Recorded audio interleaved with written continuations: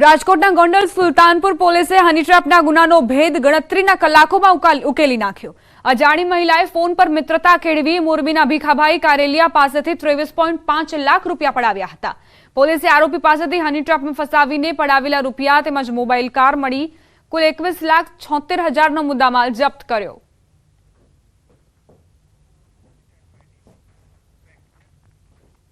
રાધનપુરમાં વ્યાજખોરો દ્વારા યુવકને ઢોર માર મારવાનો મામલો સામે આવ્યો છે।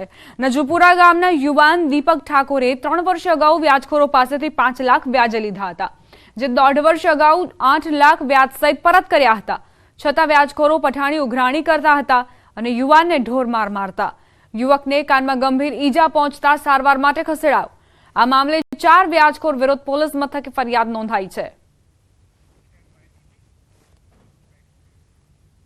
સુરત ટેક્સટાઇલ માર્કેટમાં ઉઠામણાનો દોર યથાવત છે। રિંગ રોડ પર આવેલ રઘુકુળ માર્કેટના વેપારીએ ઉઠામણું કર્યાનો આરોપ। 15 થી 17 કરોડ રૂપિયાનો માલ બારોબાર વેચી દીધો। ફોગવાના પ્રમુખે ઉઠામણાને લઈ રજૂઆત કરી। કમિશનર કચેરી ખાતે લેખિતમાં આવેદન પત્ર આપ્યું। ઉઠામણું કરનાર વેપારીઓના નામ સાથે રજૂઆત કરાઈ। પોલીસ આવા તત્વો સામે કડક કાર્યવાહી કરે તેવી માંગ કરી।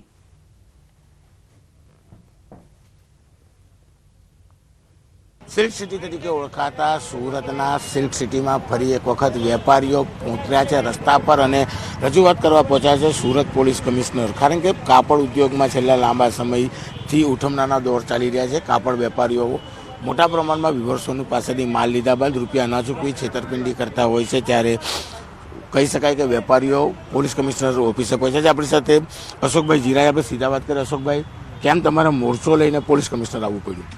ખાસ કરીને બહુ ખાસા ટાઈમ પછી એક મોટું ઉઠામણું થયું છે। પહેલાં ગ્લોબલમાં હતું, પણ આજે પરિસ્થિતિ છે કે એક એવા લોકો આમાં જોડાયેલા છે કે જેની પાસે માતબર રકમ છે, પૈસાવાળા છે, નામચીન છે। આશીષ સુરેખા, પછી શ્રેયા સુરેખાના નામથી આખો ધંધો કરે છે અને એની પાછળ જો બેકિંગ આપે છે એનું નામ છે અંજુ કેડિયા, અને આ બધા ભાગીદારી ડીડમાં નામ છે અને એ લોકો ઇન્વોલ્વ છે। અને બાકીના બીજા બધા એના મળતિયાઓ છે, એની અંદર ઘણા બધા છે, અમે બધા નામ આપ્યા છે।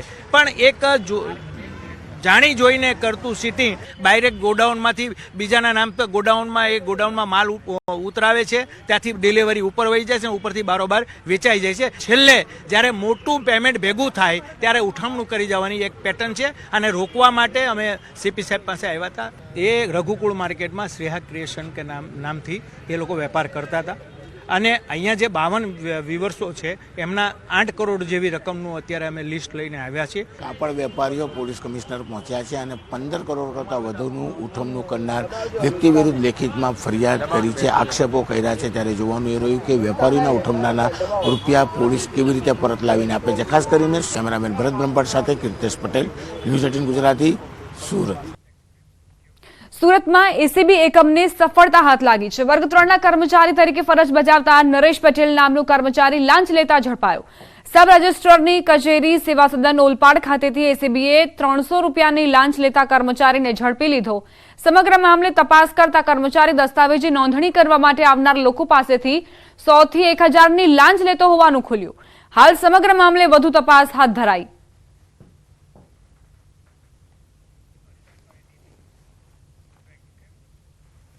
સમાચાર દ્વારકાથી પ્રાપ્ત થઈ રહ્યા છે। ભાટિયામાં આરએએફ દ્વારા ફૂટ પેટ્રોલિંગ। લોકસભાની ચૂંટણી પૂર્વે રેપિડ એક્શન ફોર્સનું આ ફૂટ પેટ્રોલિંગ યોજાયું। ગામની મુખ્ય બજારોથી લઈ વિવિધ વિસ્તારોમાં રેપિડ એક્શન ફોર્સ દ્વારા ફૂટ પેટ્રોલિંગ હાથ ધરાયું। ચૂંટણીમાં કોઈ અનિચ્છનીય બનાવ ન બને અને શાંતિ જળવાઈ રહે, શાંતિ વ્યવસ્થા જળવાય તે હેતુથી આરએએફ દ્વારા ભાટિયામાં ફૂટ પેટ્રોલિંગ હાથ ધરાયું।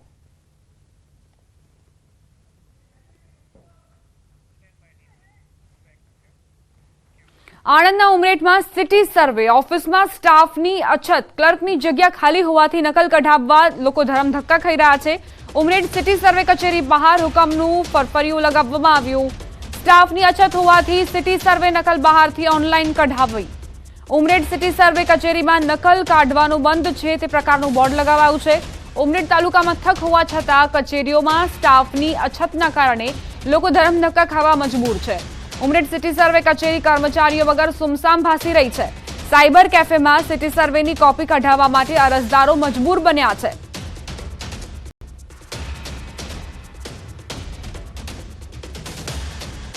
ગીર સોમનાથ સહિતના કાંઠા વિસ્તારમાં લોકોને પીવાના પાણીની સમસ્યા છે. ગૃહિણીઓએ આસપાસના વાડી વિસ્તારમાં પાણી માટે રઝળપાટ કરવો પડે છે, તો સાથે ગામના હેન્ડપંપ પર 2 થી 4 બેડા ભરે ત્યાં પાણી ડૂકી જાય છે, જેને લઈને સ્થાનિકોની હાલત કફોડી બની. ગામના સરપંચના મતે ઉનાળાની શરૂઆત થતાની સાથે જ ગામમાં પાણીની પારાયણ હોય છે. ગામના લોકો પાણીની સમસ્યાનો ઝડપથી ઉકેલ આવે તેવી માંગ કરી રહ્યા છે. તો પાણીની સમસ્યાને લઈને પાણી પુરવઠા મંત્રી કુંવરજી બાવળિયાએ કહ્યું કે સરકાર દ્વારા દરિયાકાંઠાના દ્વારકા, ભાવનગર, સોમનાથ, પોરબંદરમાં પાણી પહોંચાડી રહી છે.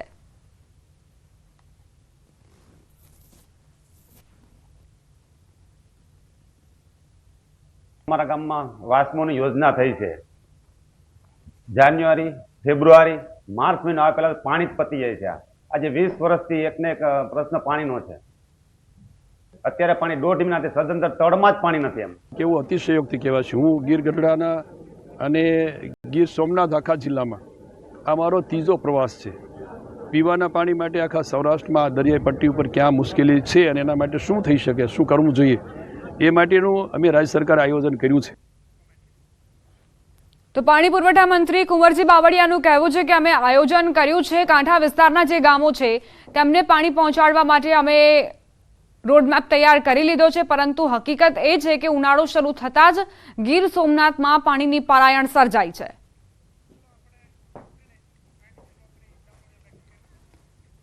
હવે નજર કરીશું ટોપ 3 ન્યૂઝ પર. ગુજરાતના 6 જિલ્લાવાસીઓ રાજ્યો સાવધાન. કચ્છ અને સૌરાષ્ટ્રના 6 જિલ્લામાં હીટવેવની આગાહી. 26 માર્ચ સુધીની કરાઈ આગાહી. ગુજરાત કોંગ્રેસમાંથી રોહન ગુપ્તાનું રાજીનામું, પત્રમાં નારાજગી સાથે અપમાનિત કર્યાનો ઉલ્લેખ. કોંગ્રેસના સંચાર વિભાગના એક નેતા પર આક્ષેપ. ભરૂચમાં અસામાજિક તત્વોનો કહેર. મંદિરમાં જ્વલનશીલ પદાર્થ ફેંકી કરી આગચંપી. ધાર્મિક લાગણી ઉશ્કેરાય તેવા કાગળો ફેંક્યા.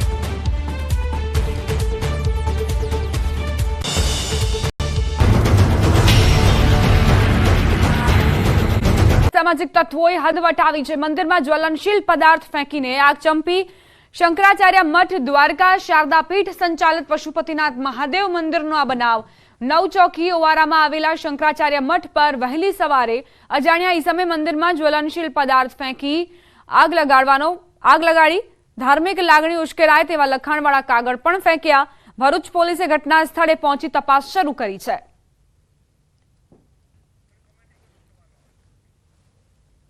તો આ આરોપી જુઓ, જેણે બુકાની ધારી આ શખ્સ જ્વલનશીલ પદાર્થ પહેલા તો ફેંક્યો મઠમાં અને ત્યારબાદ આગ લગાવી દીધી અને ત્યાં એવા કાગળો પણ ફેંક્યા છે જેમાં ધાર્મિક લાગણી દુભાય તેવા નારાઓ લખેલા છે. મંદિરમાં આખરે કોણે આગ ચંપી તેની જાણકારી હજુ સુધી પ્રાપ્ત નથી થઈ. પોલીસ સીસીટીવીના આધારે શોધખોળ કરી રહી છે. આતંક મચાવનાર શખ્સ આખરે ક્યારે પકડાશે તે સૌથી મોટો સવાલ. કોણ છે મહાદેવ મંદિરના દુશ્મન? આખરે કેમ આ ઘટનાને અંજામ આપ્યો આ શખ્સે? મંદિરમાં આગચંપી કરનાર આખરે કોણ છે તેને લઈને પોલીસ તપાસ કરી રહી છે. હજુ સુધી આ જે બુકાનીધારી શખ્સ છે તે વિશે જાણકારી પ્રાપ્ત નથી થઈ શકી. સીસીટીવી ફૂટેજના આધારે શોધખોળ આગળ વધી રહી છે, પરંતુ જે હાજર સાધુ સંતો હતા તેમના મતે દેશ વિરોધી અને સાથે જ ધાર્મિક વિરોધી લખાણો પણ કાગળમાં લખવામાં આવ્યા હતા. ત્યાં કોઈ એક ઈસમ આવી અને આ જગ્યા ઉપર જ્યાં ઊભા છે ત્યાં મઠ ઉપર કંઈ પદાર્થ નાખી એને સળગાવવાનો પ્રયત્ન કરે છે. એનું ફૂટેજ સીસીટીવીમાં આવ્યું છે. આ મેસેજ મળતા તાત્કાલિક પોલીસ ઘટના સ્થળે પહોંચી છે અને આજે તમામ LCB, SOG, DYSP, local police station અલગ અલગ ટીમો બનાવી અને આનું ઇન્વેસ્ટિગેશન અમે લોકોએ ચાલુ કર્યું છે. ગુનો દાખલ કરી દીધો છે અને આ જેણે બી કૃત્ય કર્યું હશે એને તાત્કાલિક પકડવા માટે પોલીસની ટીમો સક્રિય રીતે આગળ વધી.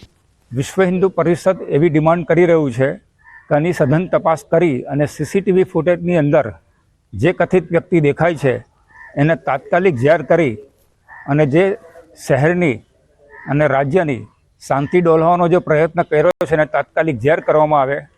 અને વિશ્વ હિન્દુ પરિષદ એવું પણ ડિમાન્ડ કરી રહ્યું છે કે અહીંયા આગળના જે વ્યવસ્થાપક સ્વામી મુક્તાનંદ છે અને સ્થાનની સઘન સુરક્ષા વધારવામાં આવે અને સ્વામીજીને પણ સુરક્ષા પ્રદાન કરવામાં આવે એવું ડિમાન્ડ કરી રહ્યું છે. જેવું મને કહ્યું એટલે હું બહાર જોવા માટે મુખ્ય દરવાજે બહાર જતો હતો. એટલામાં જ અંદરના દરવાજા બહારથી જે તે વ્યક્તિએ આગ લગાડી અને હું એ તરત આગ અને ઓલવવા માટે ગયો અને પછી આગળથી હું આગલા ભાગમાં જે આગ લાગી હતી એને ઓલવવાનો મેં પ્રયત્ન કર્યો. એ દરમિયાન બહાર કોઈ હતું નહીં, પણ ત્યાર પછી મેં મારા સીસીટીવી ફૂટેજ જોતા મને ધ્યાનમાં આવ્યું કે પાછલા નદીના ભાગથી એ વ્યક્તિ અંદર મઠ પરિસરમાં પ્રવેશ કર્યો અને એ પ્રવેશ કર્યા પછી એણે મુખ્ય જે મંદિરનો અંદરનો પરિસરમાં આવવાનો જે ગેટ છે એ એણે પહેલાં ખોલ્યો અને પછી આ બધી કંઈક પોટલીના સ્વરૂપમાં જે પદાર્થ લાવ્યો છે જ્વલનશીલ પદાર્થ એણે બધે પોટલીઓ છાંટી નાખી હતી. અને એ દરમિયાન એણે કેટલાક કાગળિયા જે એણે ઉછાળ્યા, મારા સીસીટીવી ફૂટેજમાં જે જોવા પછી ધ્યાનમાં આવ્યું એટલે મેં કાગળિયા પણ જોયા તો એની અંદર સનતનસીનો નારો લાગ્યો હતો. અને આ જે કંઈ પણ પ્રક્રિયા એણે જે કરીને એ મુખ્ય ઝૂલેલાલ મંદિર તરફ જવાના માર્ગ પર એ નીકળી ગયો. એણે કાળા કલરનો આખો બધું જ પહેર્યું હતું ડ્રેસ અને બુકાની પણ એ જ પ્રકારની બાંધી હતી અને ઉપર જાળીદાર ટોપી હતી સફેદ કલરની અને હાથમાં ગ્લોવ્સ પહેર્યા હતા. અમદાવાદમાં મણિનગર પોલીસે ગરફોડ ચોરને ઝડપી અનેક ચોરીના ભેદ ઉકેલ્યા. આરોપી પરેશ સોનીએ મણિનગર રામોલ વટવા જીઆઈડીસી અને ગુજરાત યુનિવર્સિટી પોલીસ સ્ટેશન વિસ્તારમાં ચોરી કરી હતી. મણિનગર પોલીસે સીસીટીવી અને હ્યુમન સોર્સની મદદ લઈ નિકોલમાંથી આરોપીને ઝડપી પાડ્યો. ચોરી કરાયેલું એક્ટિવા અને સોના ચાંદીના દાગીના સહિત 11,80,000નો મુદ્દામાલ જપ્ત કરાયો છે.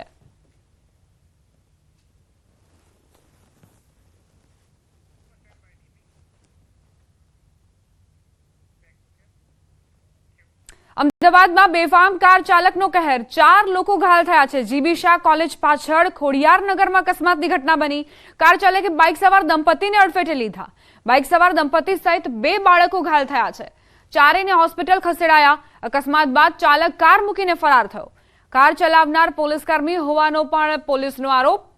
કાર પર નંબર પ્લેટ નહીં, પોલીસ લખેલું બોર્ડ મળ્યું. અકસ્માતને લઈને ટ્રાફિક પોલીસે તપાસ શરૂ કરતા પોલીસકર્મી વિજયની મોડી રાત્રે અટકાયત બાદ તેને પોલીસ સ્ટેશનથી જામીન પર મુક્ત કરાયો.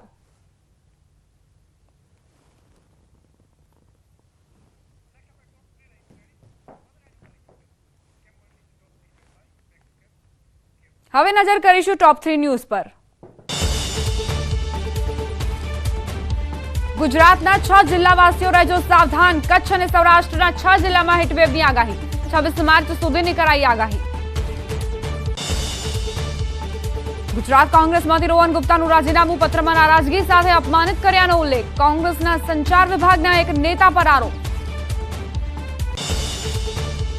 ભરૂચમાં અસામાજિક તત્વોનો કહેર, મંદિરમાં જ્વલનશીલ પદાર્થ ફેંકી કરી આગ ચાંપી. ધાર્મિક લાગણી ઉશ્કેરાય તેવા કાગળો ફેંક્યા.